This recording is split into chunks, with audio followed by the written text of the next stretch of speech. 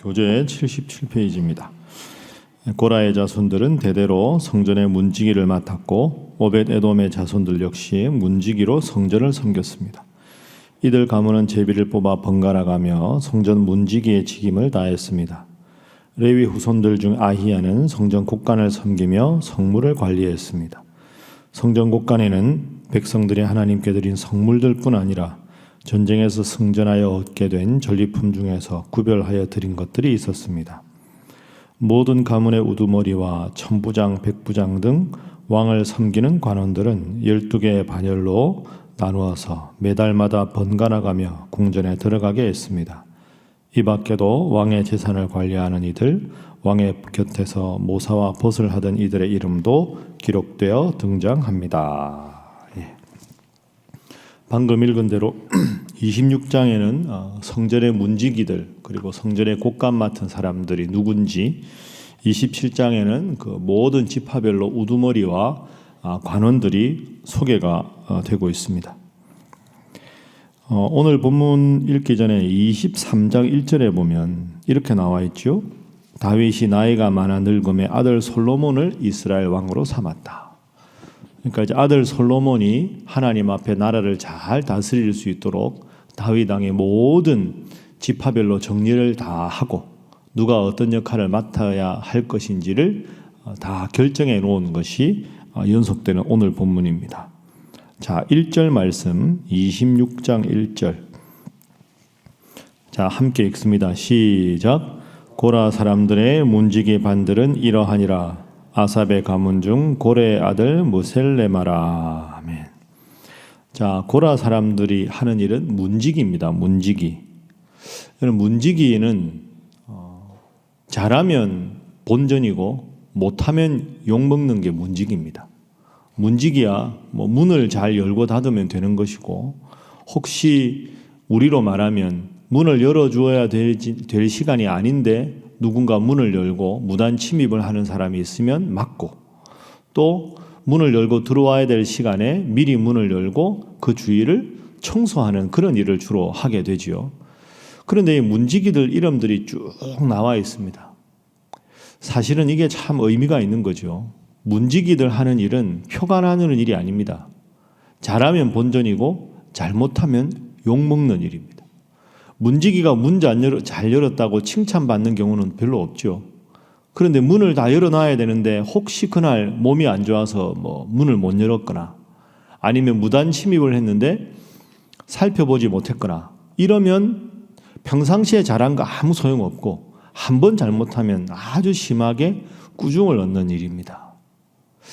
근데 이걸 가만히 생각하면 그런 문지기가 필요 없느냐? 아니죠. 문지기는 정말 필요합니다.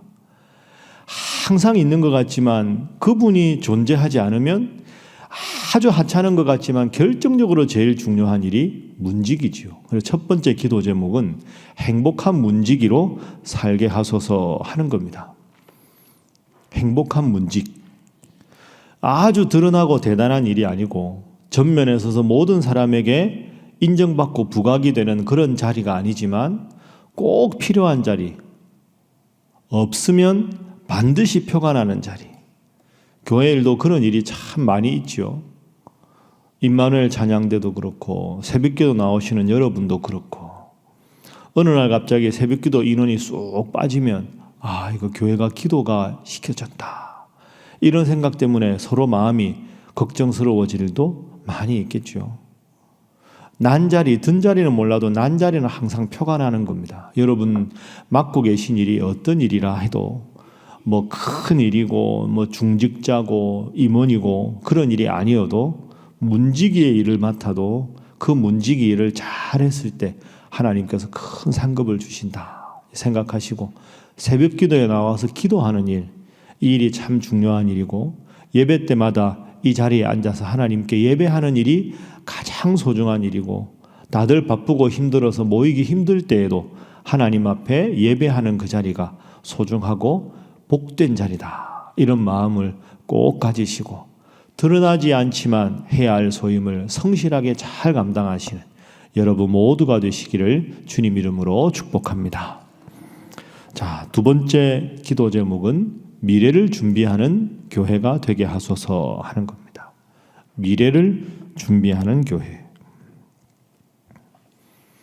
아까 제가 설교 시작할 때 23장 1절 읽었는데요.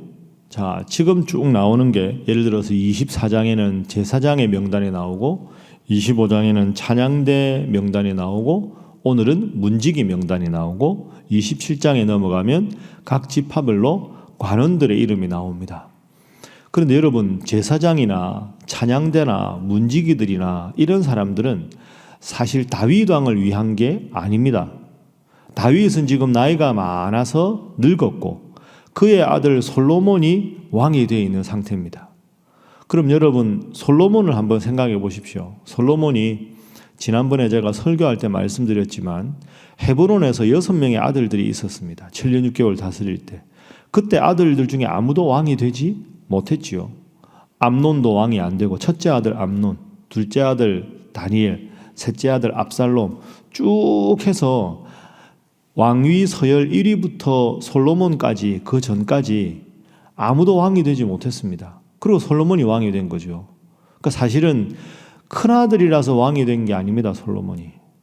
그리고 솔로몬이 뛰어난 전공을 세운 것도 아닙니다. 그리고 솔로몬의 어머니도 다윗의 부하장수 우리아의 아내였죠. 그렇게 생각하면 솔로몬은 전쟁에 공을 세운 것도 아니고 왕위 계승 서열이 위였던 것도 아니고 어머니의 가문이 대단한 권력 있는 가문도 아니었습니다. 그래서 솔로몬이 왕이 딱 됐는데 전때 왕이 다윗이잖아요. 얼마나 다윗이 위대한 왕입니까? 그러니까 사실 우리는 이미 이 이야기가 3000년 전의 이야기라 다윗과 솔로몬은 위대한 왕이었다 이렇게 알고 있지만 솔로몬이 왕이 되었을 당시에는 사실은 솔로몬에 대해서 큰 기대하기가 힘들었던 상황입니다. 솔로몬 스스로도 상당한 심리적인 압박감이 많았을 겁니다. 야, 내가 뭐 왕이 될 만한 자격을 갖춘 게 없다. 그런데 솔로몬이 위대한 왕이 될 수 있었습니다.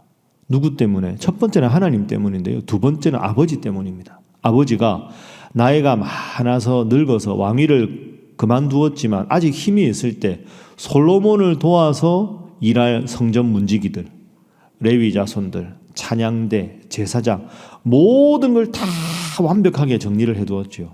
그러니까 이 명단들이 사실은 다윗을 위한 게 아니라 솔로몬을 위한 겁니다. 다윗이 왕위를 그만두었지만 그의 아들 솔로몬이 왕 노릇을 잘 하기 위해서 다윗이 준비했기에 솔로몬이 훌륭한 왕일 수가 있었다. 현재가 잘 되는 교회가 있고 미래가 잘 되는 교회가 있습니다. 여러분, 어느 쪽이 맞겠습니까? 미래가 잘 되는 교회를 선택해야 맞는 겁니다. 본당에 장년들 예배드리는 데는 냉난방이 잘 되어 있는데 교육관 시설이 아주 열악하다. 그거 잘못된 거죠. 그 아이들이 하나님 앞에 나와서 예배를 더 잘 드리는, 여러분 솔직히 여러분이나 저희는 좀 불편해도 하나님 안 믿는 사람들이 아니잖아요. 다음 세대 아이들, 그 아이들을 위해서 더 투자하고 더 격려하고 그 아이들 예배하고 수련회 하는데 어려움이 없는지 교회 관심이 그들에게 가야 됩니다. 현실만 생각하면 작년과 노년에 집중해야 되지만 미래를 생각하는 교회는 작년 성도도 소중하고 노년 성도도 중요하지만 다음 세대를 위해서 미리 준비하는 교회. 다윗이 왕위를 끝냈지만 솔로몬을 위해서 모든 준비를 해두는 이런 지혜가 여러분들에게도 계셔서 여러분들이 여러분의 자녀들과 자손들을 믿음으로 잘 양육하시고 우리 교회도 현재 세대뿐 아니라 미래 세대를 위해서 잘 준비해서 오늘보다 내일이 현재보다 미래가 잘 되는 여러분의 가문 그리고 우리 신일교회가 될 수 있도록 여러분 더 열심히 기도해 주시기를 주님 이름으로 부탁합니다. 자, 마지막 세 번째 기도 제목은 모든 직분자들이 충성하게 하소서 하는 기도 제목입니다.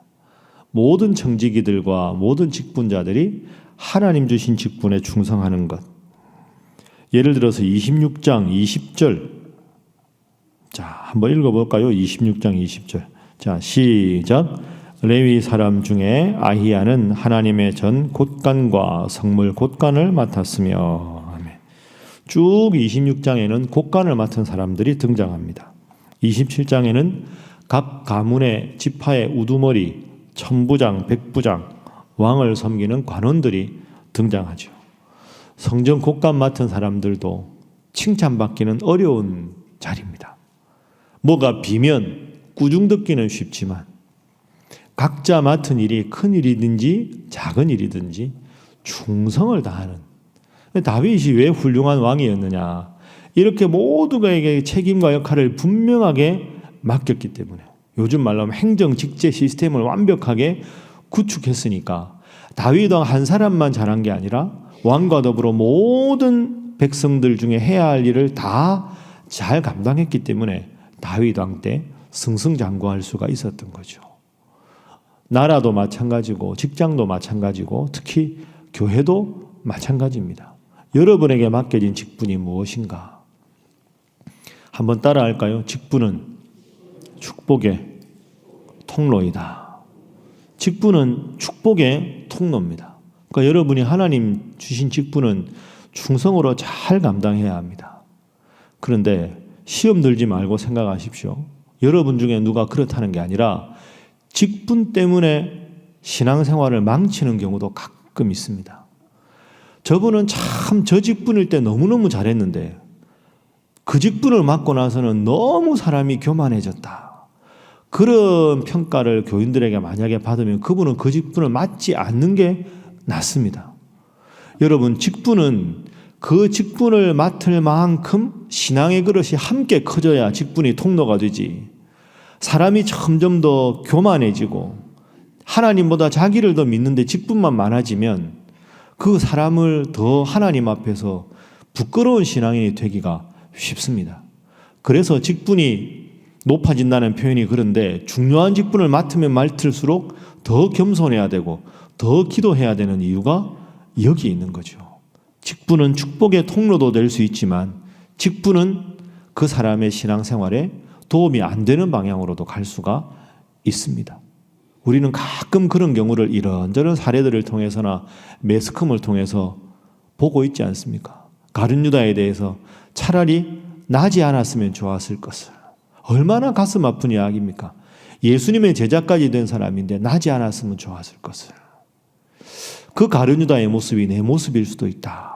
이렇게 생각하시고 하나님 주신 직분이 크든 작든 간에 겸손하게 잘 감당하셔서 직분이 시험거리가 아니라 직분이 축복의 통로가 되셔서 그 직분 통해 하나님께 더 영광 돌리고 복받는 여러분 모두가 되시기를 주님 이름으로 축복합니다. 기도하겠습니다. 하나님, 주신 직분이 무엇이든 간에 행복하게 최선을 다하게 하시고 앞날을 위하여 미래를 준비하는 가정과 교회가 되게 하시며 모든 직분자들이 충성을 다하여 최선을 다하여 주님 영광 위에 살아가는 우리 교회 또한 성도들 직분자들 되게 하여 주옵소서. 함께 기도합니다. 주여 믿습니다. 주여 믿습니다. 주여 믿습니다.